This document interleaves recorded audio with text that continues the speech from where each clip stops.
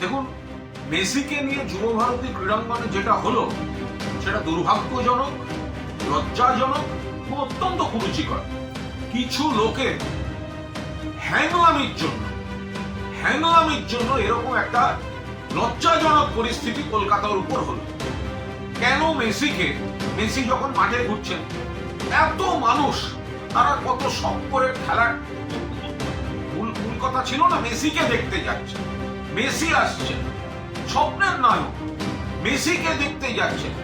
তো মাঠের মধ্যে যখন মেসি ঘুরছে, তো বাকিরা মেসিকে একটু সামলে শুধু তার নিজস্ব দেহরক্ষী দিয়ে একটু ভিড় থেকে আগে মানুষের দিকে তাকিয়ে হাত নাড়তেন। তারা যারা এত দামি টিকিট কেটে দেখতে এসছেন, তারা দু চোখ ভরে দেখতেন।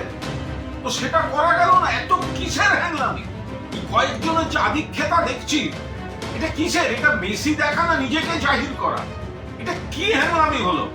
ফলে দূরে যারা বসলেন, যারা গ্যালারিতে টাকা দিয়ে গেছেন, ওই ভিড়ের মধ্যে দেখতে পাচ্ছেন না।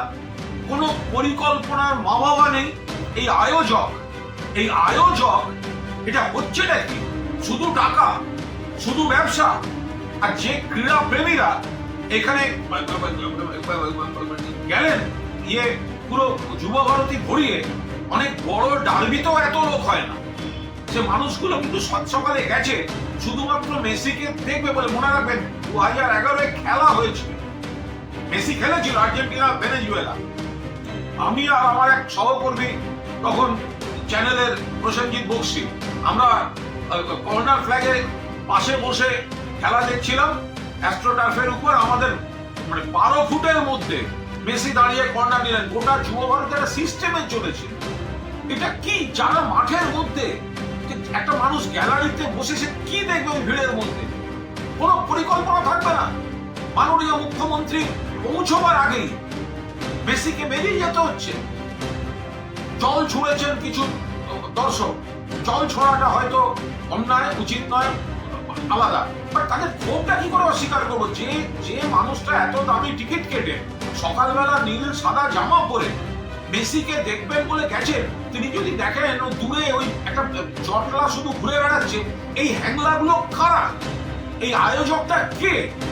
এরা শুধু এই টাকা তুলে দামি করে নিজেদের টাকাটাকে সুরক্ষিত রেখে অন্য জায়গা থেকে স্টারদের এনে ঘুরিয়ে দেয়া, ইয়ার্কি মারার জায়গা পায়নি। এদের বিরুদ্ধে ব্যবস্থা নেওয়া উচিত। আমি এই ক্রীড়া প্রেমী যারা সকালে যুব ভারতীতে মেসিকে দেখতে গিয়ে বঞ্চিত হয়েছেন, তাদের আবেগ এবং ক্ষোভকে পূর্ণ সমর্থন করছি।